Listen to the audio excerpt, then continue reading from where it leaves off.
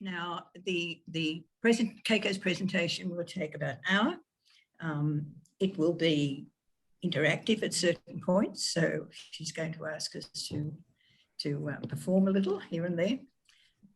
If you've got any questions or comments, can you put it either in the chat room or put your hand up, and I'll keep an eye on that, so Keiko doesn't have to be keeping an eye on that while she's presenting. And if there's anything that I think she might like to respond to, I'll draw her attention to that. All right. Okay, Keiko, over to you, and thank you very much. Thanks, Pam, and thanks everyone for coming along. I'd also like to acknowledge that we're meeting on Aboriginal lands. I'm on the Camaragal people's land, and I'd like to pay my respects to the elders past, present, and emerging. So let me see if I can share my screen. Oops, something happened there. Need an extra slide there. So I'm going to be talking about multimodal and visual literacies.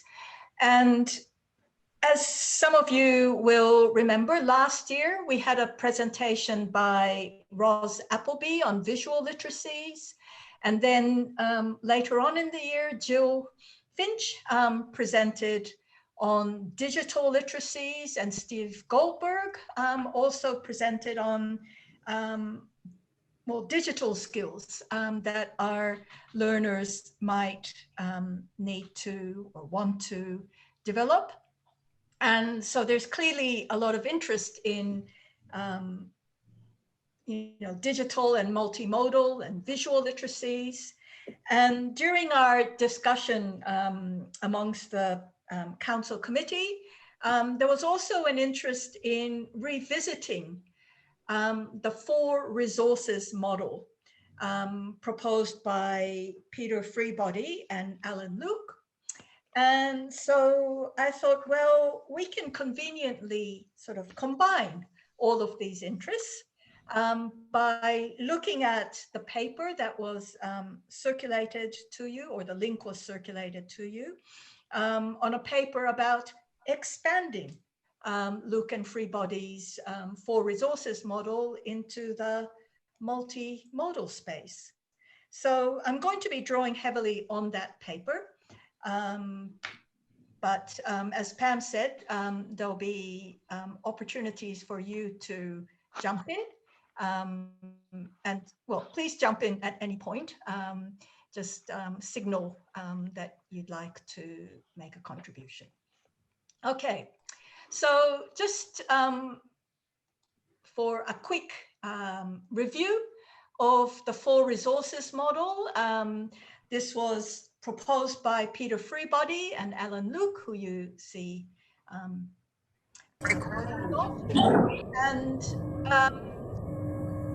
Luke and Freebody, when they proposed their model, I think somebody has their microphone on with a lot of background noise. Thanks.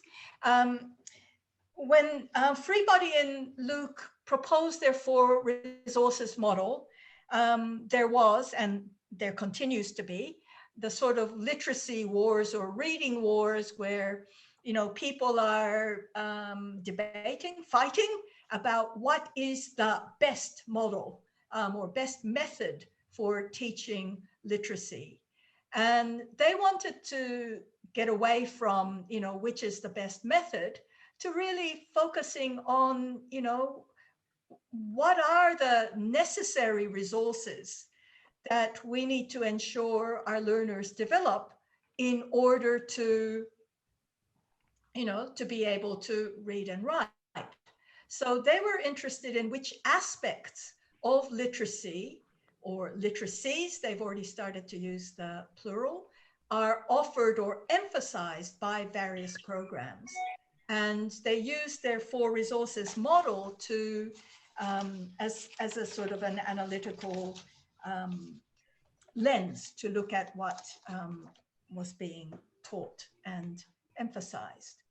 So You might remember this 4 resources model, which they first published in an article called The Literacies, Programs, Debates and Demands in Cultural Context.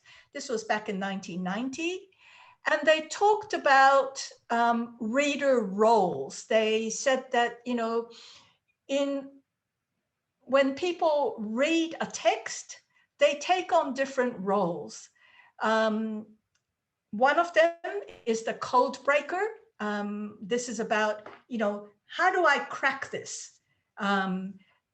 Developing the resources to engage with the technology of the written script. So this is about, you know, being able to recognize the different letters of the alphabets and how they work together to form words. Phonemic awareness would be part of being a code breaker. But then there's the role of the text participant. That role is thinking about, you know, what does this mean? I guess what we might call comprehension, developing the resources to engage with the meaning of the text, the meaning systems of the discourse of that text. And then the text user role. What do I do within this text here and now? So it's really the resources that readers need in order to participate in those social activities in which that written text plays a central part. So in the school setting, being able to read and work with the textbook is an essential resource that students need to have in order to participate in the social activity of schooling. But for adults, it might be being able to comprehend and use a workplace text, or being able to respond to a letter from your child's school. So being a text user is the 3rd role of the reader, and the 4th role, the text analyst. You know, what has all this got to do with me? So it's developing the resources to see how the reader is positioned ideologically in the text. This is what we might call, you know, critical reading. So this is the model of the reader roles that Freebody and Luke proposed, and they were very emphatic that, you know, it's not about a hierarchical model. It's not that, you know, people develop the resources to become a code breaker first, and then they go on to becoming a text participant, text user, and text analyst. All of these roles are used by good readers. But this model was developed primarily in relation to printed text. And then a bit later on, in 1999, nearly 10 years on, Freebody and Luke, I think the 1999 paper was Luke and Freebody, but they published another paper called A Map of Possible Practices, Further Notes on the 4 Resources Model. And what they did here was to shift from the terminology of reader roles, which they thought, maybe this focuses too much on individual abilities. Let's think about practices, reading practices. So they didn't want us to think about individuals learning to fit into pre-specified roles of the text, the code breaker, participant, text user, text analyst. They said, no, we need to really think about reading and literacy as a social practice, and how we read, you know, how we code break, how we participate in a text, how we use the text, how we analyze the text. All of these actions, I guess, that we engage in relation to a text are influenced by our history, the opportunities that we have, the resources that we've developed. And a lot of this is undertaken collectively, or certainly influenced by what the community in which an individual belongs values and regards as important. So the shift from their original paper to the 1999 paper is the shift from looking at individual reader roles to thinking about the practices that readers engage in working with text. And then in 2012, Frank Serafini came along. Now, I think most of you would know that Luke and Freebody are Australian, certainly working in Australia. Frank Serafini is from North America. And he said that we need to expand the 4 resources model because readers these days are increasingly confronted with multimodal texts. And these multimodal texts include visual images, graphics, and they encounter these multimodal texts increasingly in their everyday lives. Texts that contain visual images, hypertext, video, music, sounds, graphic designs, etc., etc., etc. And so what Frank, and he mentions this several times in his article, I don't know if you noticed this, but he emphasizes that, you know, this is not a critique of, or certainly not a criticism of Luke and Freebody's work. This is about building on the great work that they've done. And I think indeed it is. So we need to well, I think it's interesting to think about the historical context of these developments from Luke and Freebody to Serafini. Luke and Freebody's contributions reflected what we call the social turn in literacy studies, which started in the 1980s or roundabout, where literacy researchers started to shift the focus from purely sort of cognitive, psychological models of reading to the more socio-cultural models of literacy. So seeing literacy as social practice, as something that's part of, you know, what we do in the world. And many of you would know that Brian Street was a great contributor to this development. But they were also influenced by works in the area of critical pedagogy, embracing the idea that literacy can be a tool for empowerment. So this is building on, drawing on the ideas of Paulo Freire on critical pedagogy. And then Serafini came around and he added insights from scholarship in visual culture, semiotics, critical media studies, people who have written about the grammars of visual design and multimodal analysis. So people like Jewett, Gunter Kress, Theo van Leuven, and others. And you know, you can find some of these references in Serafini's book, article.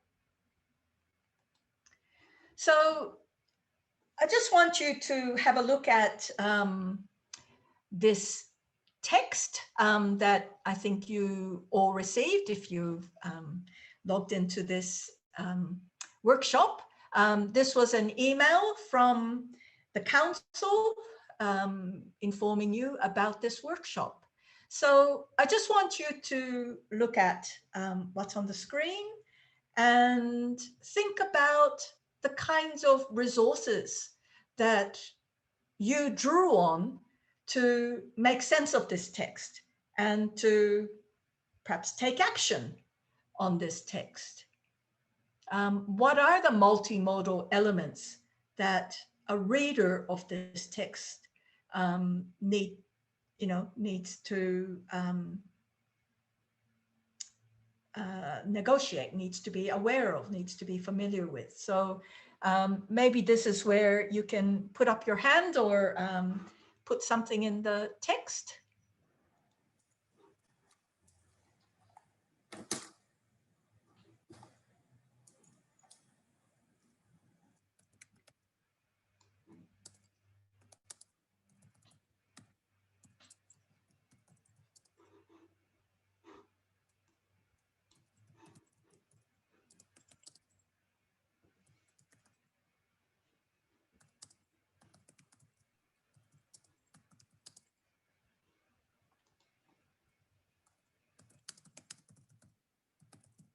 Note from Joe, the blue indicates a link to somewhere else. Yeah, so there's, several hyperlinks. And so we, recognize that, okay, this is a hyperlink. And if I click on this, it's going to take me somewhere else. It's not just, pretty colors that Renata put into pretty up this text. What else do you notice in this? Do you want me to read out the comments? Sure. Thank you. Where are we? The layout and use of bold to emphasize the date and time. Mm-hmm. Recognize it's an email format, and knowledge of the generic structure of an email, knowledge of how to identify hyperlinks, bold print indicates key information, dates, times, etc. And icons representing the sender. Yeah. Headings?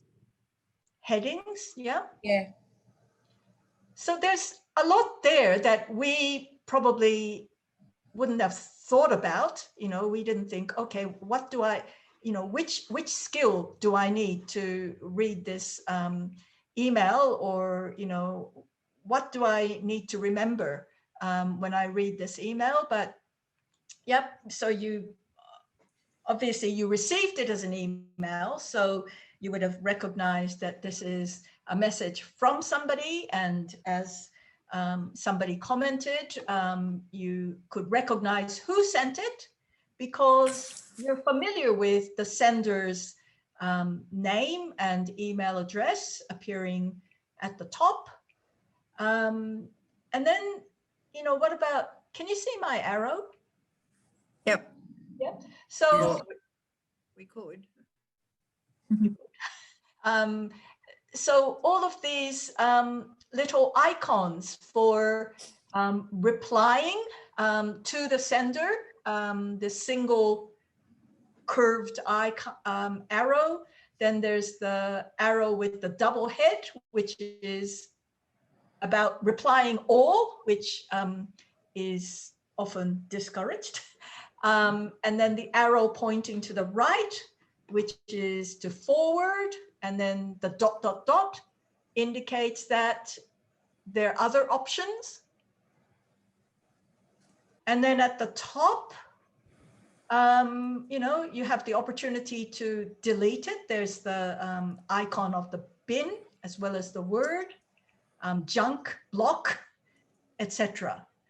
So we are familiar with all of these icons and these conventions about, hyperlinks appearing in a different color, bold signaling emphasis. But, for a beginning multimodal reader, these are resources that we need to ensure we develop in our readers so they can do what we do when we receive emails like this. Any additional comments from anyone?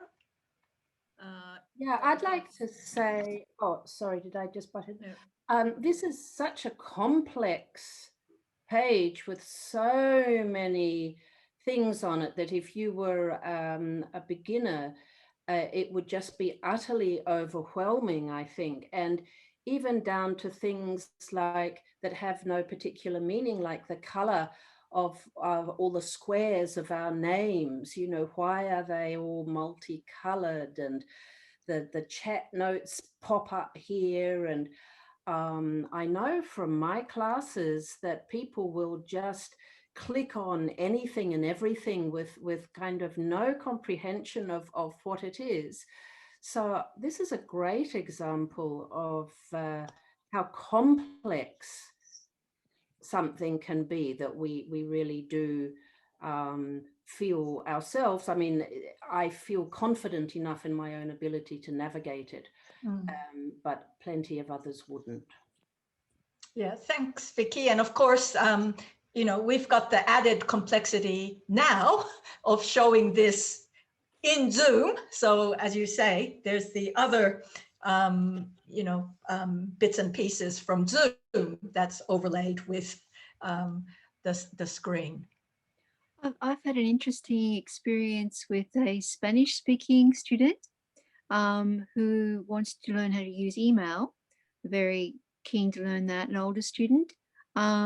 But he says, I don't want to do it in English, I want to do it in Spanish. So we're looking into his email and I can't read it, but I can see the icons, and we're working through that now. We're moving into the English version and he can recognize the icons. And so it's interesting how that works. Yeah. Yeah. Thanks, Janet. So yes, I mean, this wouldn't be the first multimodal text that you would probably use with your students, but just to, I guess, illustrate what we take for granted.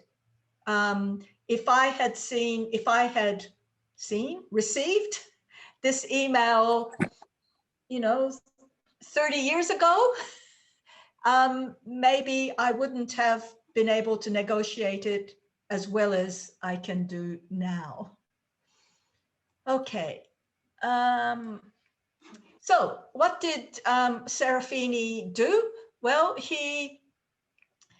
in expanding the 4 resources model, he said, okay, we can't just stick with the traditional printed text. We need to look at multimodal text, and reading, not just reading words, text on paper.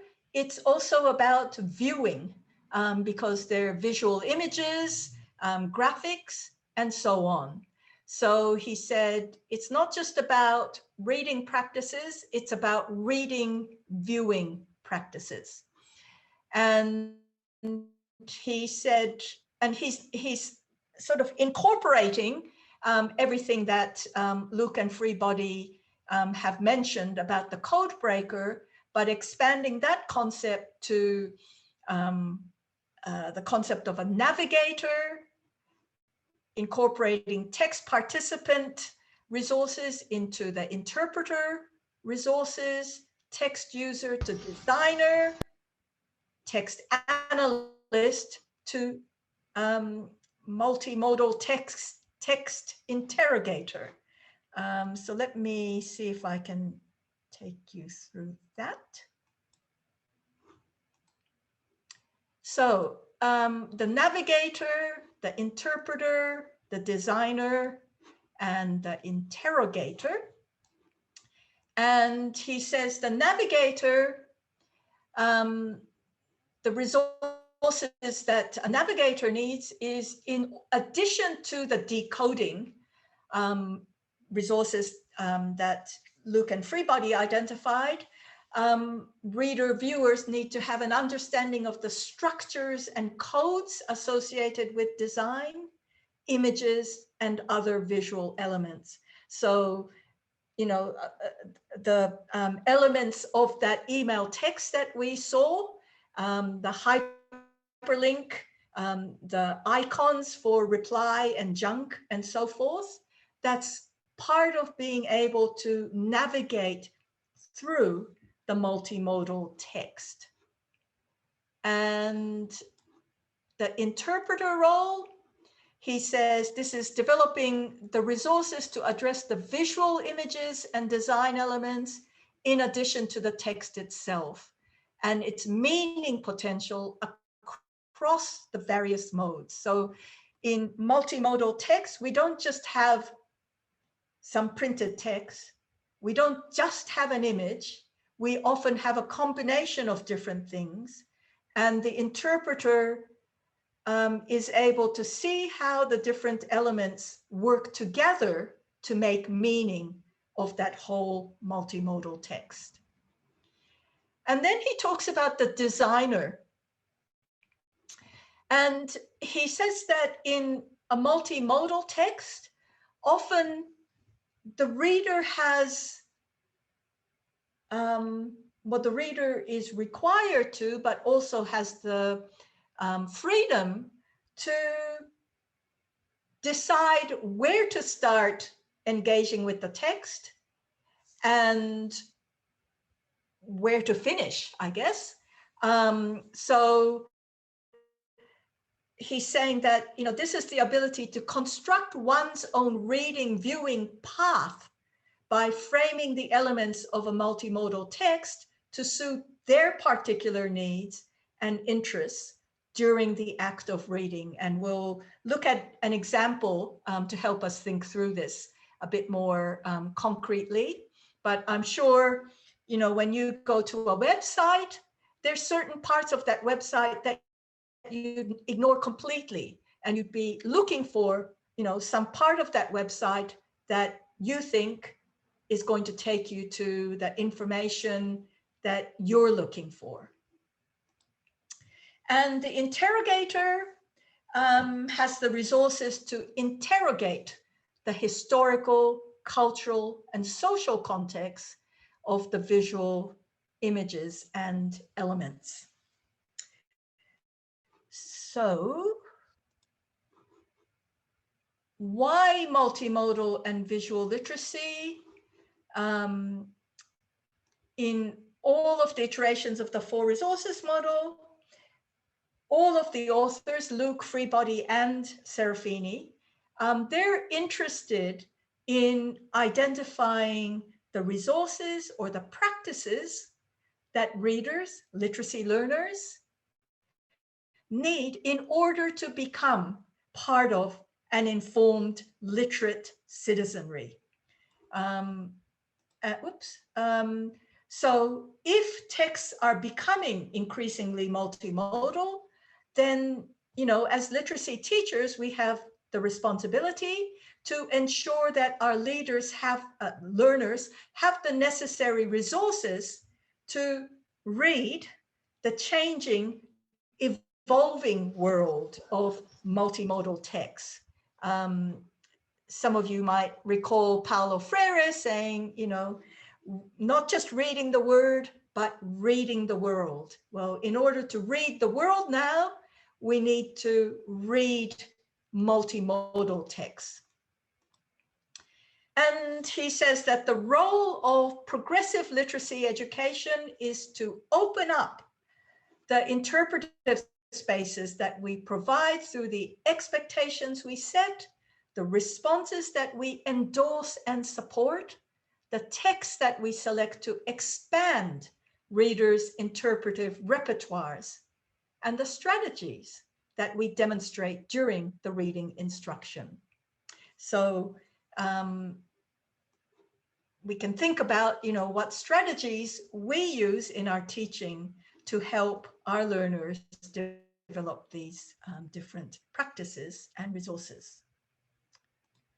So I'm going to show you a multimodal text, and I want you to think about, and this is multimodal. I'm not suggesting you would take this to your classroom tomorrow. Okay, this is a text that we might encounter, maybe some of our learners might encounter as well.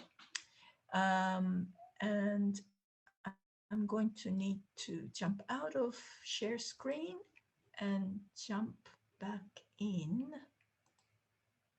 to somewhere else. Bear with me. I think I'm in Firefox and I think I'm looking for this. Okay, so please have a look at this and please share what reading and viewing resources or practices we draw on to make sense of what you see. What is this about?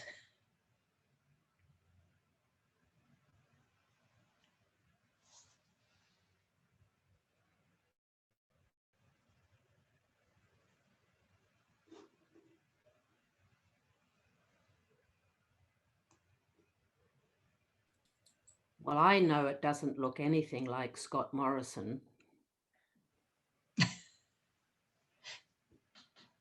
And yet we recognise it as Scott Morrison. And yet we recognise it. And unless we do, it doesn't make any sense. That's right. And we know the background of the Billawheeler family, and so we know about that. And what gives us additional hint that this is about, well, this is Scott Morrison? Jenny. Yes, Jenny is his wife's name, yes. Special Operation Crush Hope. Crush Hope, yes. The idea is to deal with the asylum seekers issue, kind of. They want to go back to the place where they belong, but they are not given the chance. They are giving the bridging visa. That's what I was thinking when I look at that word. Yeah.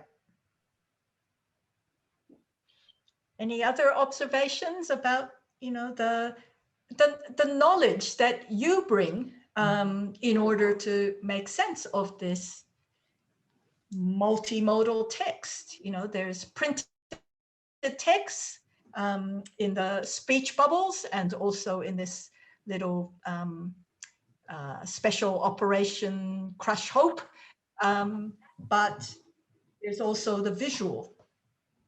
Second one, Keiko, where he says these girls don't look anything like my daughters, is code for, and we understand it as his, choosing my words carefully, his racist, as people have attributed racism to him. So that's code for that. Yes. Well, as political cartoons, they are contemporary for only a very short time, and you have to be following the news. Yep. So there's two elements to that, because if this was 5 years later, then you'd have to provide all the background of what was there, and you may have to provide that anyway in a class, because maybe political cartoons aren't a part of other people's experience. Yeah. Visual experience, Yes. text experience. Thanks, Polly. So, and I think it goes back further to his initial quoting of Jenny with the Brittany Higgins stuff. So there's that further history with it as well. Yes, he has a reputation of you know, seeking advice from Jenny, who says, well, you know, think about your daughters. And yes. And it might even reference Barnaby, and he said if their names had been Sally or Jane, their situation might have been different. Yes. And it's obviously some sort of press release or press conference or something with the microphone and the stand there. Yeah. Chat box, Joe says the context by using the picture first and then the text. Yeah, you have to recognise it as Scotty first. Yeah. So, the text alone probably wouldn't, well, we'd probably recognize, who would have said it, but it's the combination of the text and the image that helps us to, well, make sense of what this is about, but also to, to make it a cartoon that we might. And there would be a lot of Australians who would not have any idea what that's about if they haven't been listening to what Jenny said to him. And yep. Yes, it assumes you've got all that background knowledge, and a lot of us don't. Yeah, exactly. It's knowing the background behind the images. I guess it would be the same for anybody if there was a cartoon on some sports person. That's right. And if you didn't know anything about that sports, then you wouldn't have a clue what's happening. So it's recognizing, or what we're doing now is recognizing the sort of kind of, I guess, cultural knowledge that we bring to reading and viewing this multimodal text. And if we wanted our students to interpret and engage with this cartoon, there'd be a lot of work that we need to do. I was looking at the eyes, the difference between the eyes and left and right. Left sort of contemplative, a little bit sheepish, and then this more sort of assertive, wide eyes open. Yeah. Interesting. Yeah, it's when you look at good political cartoons carefully, you really realize the genius, I think, of cartoonists. Yeah. So just that layout puts them in a position of authority. Yep. Yeah. Definitely. Okay, thank you for that. Back to my slides. This is a busy PowerPoint. Oops.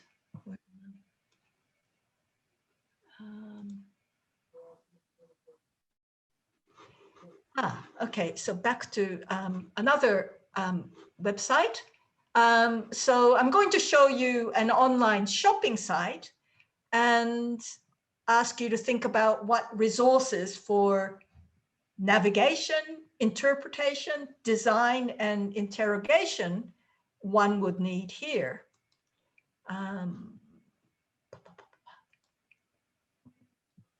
Excuse me while I find this again. So here's Woolworths shopping online. Being able to understand how the tabs work on the top, because where you've got whether you want to shop for fruit and vegetables, meat, seafood, deli, being able to use the search for products and recipes, the search bar there, log in and sign up for anything, and also the use of a cart so that when you start purchasing things, it ends up in your cart, and being able to click on to the cart so that you can pay for it. And then there's issues involved with setting up your card so that you can pay for it. Yep. Yes. There's understanding language like what T and C's are, which keep applying to things. So there's unpacking that kind of language as well. Also being able to understand how to remove something if you've chosen the wrong item. Yep. And also somewhere along the line, if you have an account or if you're setting up an account, you know, is it secure? Do I give my, credit card? What do I do?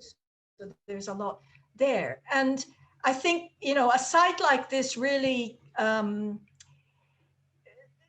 brings out the difference between reading printed text and reading this kind of multimodal text, because when we're reading printed text, we basically, know the sequence in which we move our eyes. Mm. You know, we start from the top and then, you know, we sequentially go down the page. Whereas on this site, you know, you can start out by reading across the tabs on the green tabs to say, okay, do I want fruit and veg, meat, seafood, and deli? Or do I want to, you know, go through, presumably these are the specials, to go through what they're offering this week to see what I can get cheaply. Am I interested in any of this? Or do I want to scroll down and see, you know, what else they've got to say? And different readers, viewers will design their own path. So people who are impatient to just, you know, get to the product that they need will go straight to whatever it is. Whereas somebody who has more time and are interested in, you know, taking advantage of specials might browse a bit more by going down this page, you know, clicking on, you know, find out more, and so on. And there are other things, you know, your chance to win the big night in, whatever that is, you know, you wonder how many people who come to this website will click on that. So, you know, when we are teaching to read printed text, you know, we can direct our students' attention to, okay, let's look at the title. Shall we read the first paragraph, and so on. With an online site like this, there's no, you know, right way. So in terms of decoding, all the symbols are in addition to the alphabet and numbers, for example, but then you have those other layers of graphic design and the interface that we're having to learn to read as well. So the marketing, branding stuff. Yeah. And there's critical reading, the interrogation that comes in of what's being foregrounded. Why is it difficult to find, you know, what I want to find? They keep trying to sell me this thing. So all of that, as Jude says, the marketing, we need to be aware of if we don't want to be ripped off, or if we don't want to end up with things that we don't need. And navigation is huge, because if you click on one of these things, but you want to get back to where you were, you need to know how to do that as well. Or if you end up in your cart and then you want to get back. Yes. So it just, you know, you can go deeper and deeper and deeper. And unless you are aware of this tab at the top, you can end up thinking, oh, well, you know, now I want fruit and veg. How do I get to fruit and veg, etc. So some of these sites, which, you know, especially during this pandemic, might be very useful to a lot of people. You know, the navigation is not trivial. Heiko, this is Also- very useful for our students in Western Sydney, I have to say. I actually use Coles and they create an account using their TAFE email so that it won't plague them as an individual. And then go shopping, but it's amazing where people end up when they go shopping. There's even recipes there. Oh, I want to teach some classes again. You also need to know how to categorize.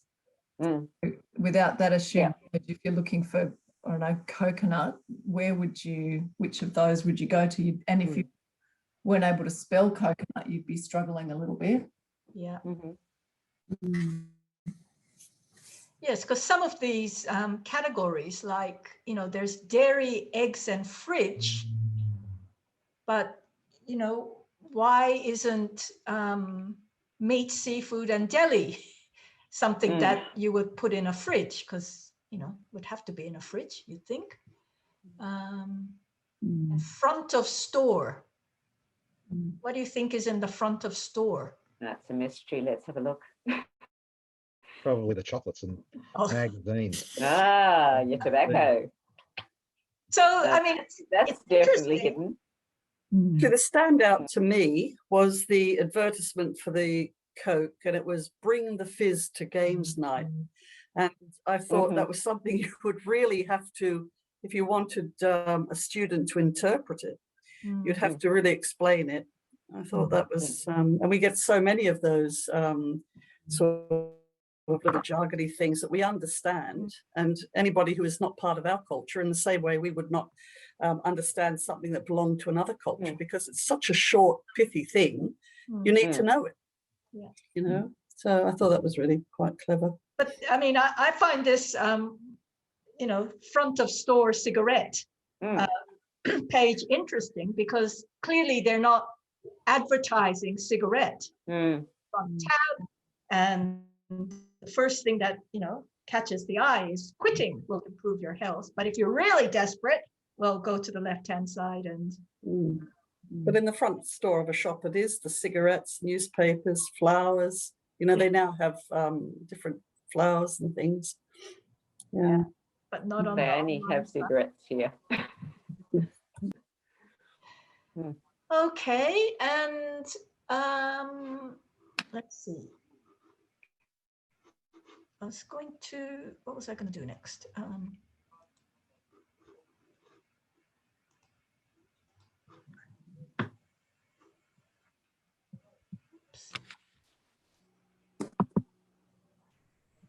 And there's one more that I wanted to show. Can you see Blacktown City Council? And I'm showing this because Pauline would be very familiar with the Blacktown City Council household cleanup. We were consulted by, or no, not we were consulted. Yes, we were consulted by Blacktown City Council, who wanted to hand out postcards to residents, and residents from language backgrounds other than English, to make it clear, you know, what the rules and procedures were for putting stuff out for household cleanup. And I can't remember how many iterations we went through, but it was essentially about designing effective multimodal, in this case, visual and text, to make the information accessible. So Out of interest, how many languages did they come up with at the top there when they say English? What else did they have?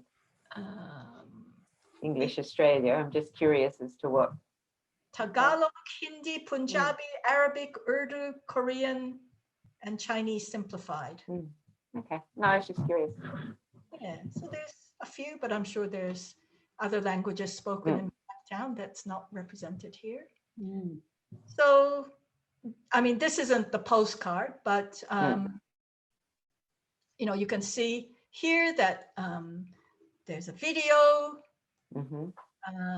Then there's information, important information presented in dot points with, I guess, what they regard as important in bold and uppercase. And then some images about what not to do. It's a bit small in my view. And then what to do. Apply now. And then there's online and phone. So again, a lot of information, and then you can expand. Understanding, expanding. Yeah. So, you know, this is, you know, for many people, quite useful information, but which requires a lot of navigation, interpretation skills in order to, you know, get to the information one needs and to use it well. An ideal way have a lesson of navigation around the website, asking students to search for various items and information. Yeah. And, you know, using the idea from Serafini about, you know, that in multimodal text, the learners have the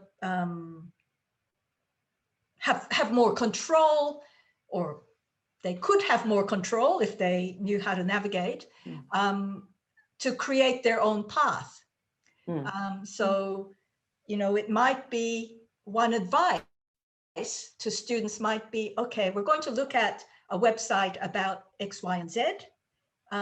Think about what you want to look for in that text, on that website, because you can get completely overwhelmed when you get to a website. You think you're looking for something, and there's so many different options and images and text that you kind of lose sight of why you came to this site in the first place. Interestingly too, I mean, even though there's a choice of languages, and presumably it is translated into various languages, there's an assumption that everybody can read in all languages.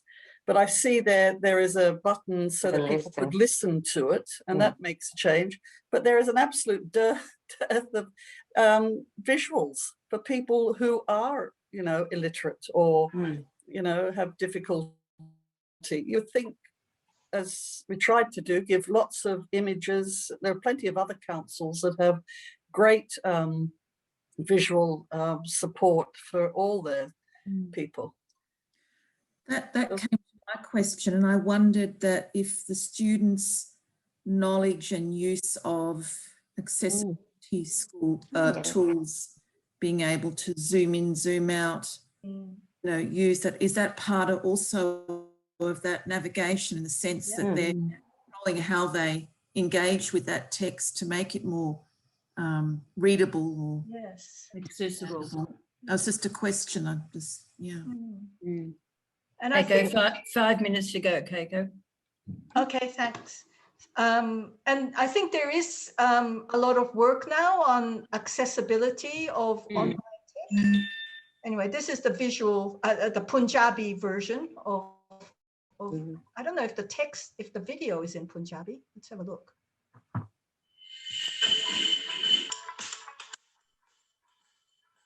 Doesn't look like it. No.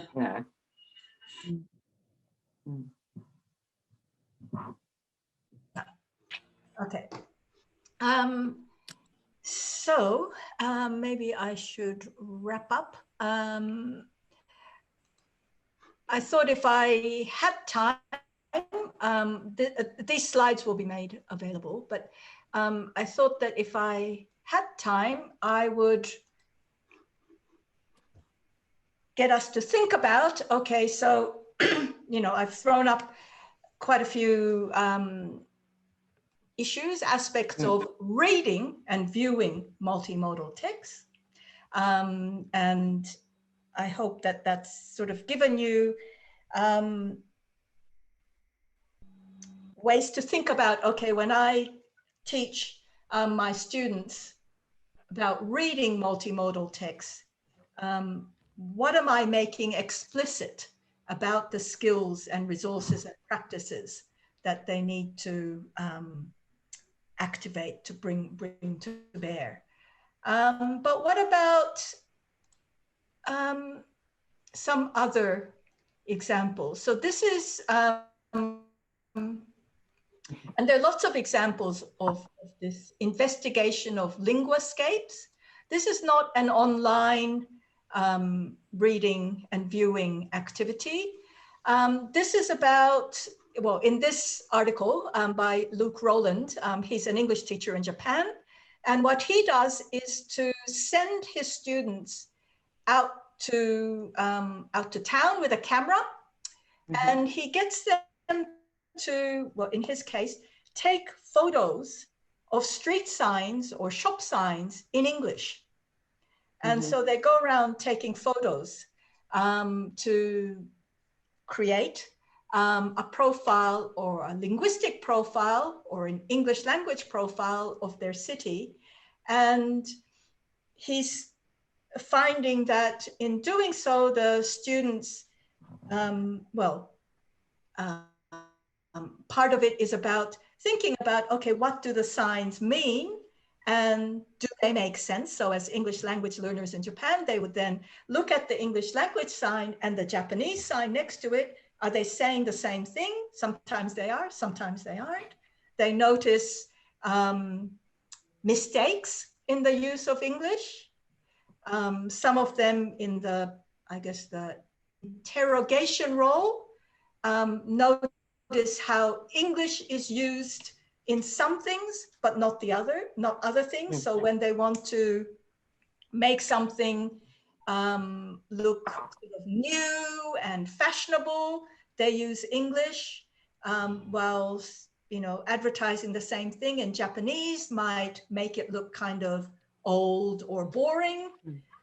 So he talks about the amount of learning that is afforded by this exercise of getting students to take photos of the linguiscape of their town and discussing it, bringing it back to the classroom for discussion.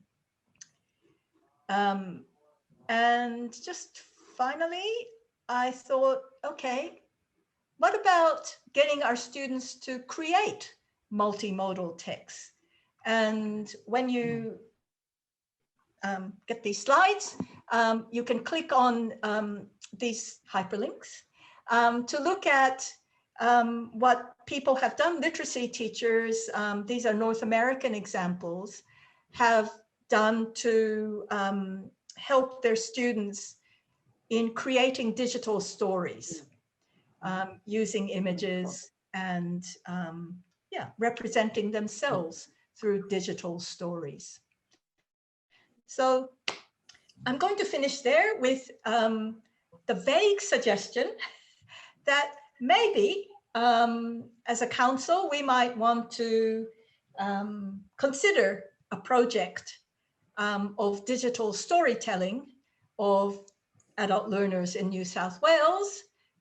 We have in the past produced printed books of learner stories. I wonder if it's worth thinking about digital stories from our students. Obviously, I'm not suggesting that we make a decision now, just something to think about. So thank you. I think I'm a bit over time, but I'll stop here.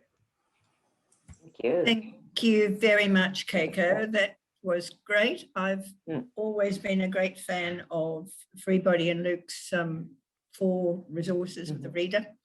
And I've been wondering lately whether anybody still thinks about that and whether it has any relevance to what you people are doing in the classroom now. So thank you, Keiko, for bringing them back via Serafini. And I second your suggestion of the digital storytelling.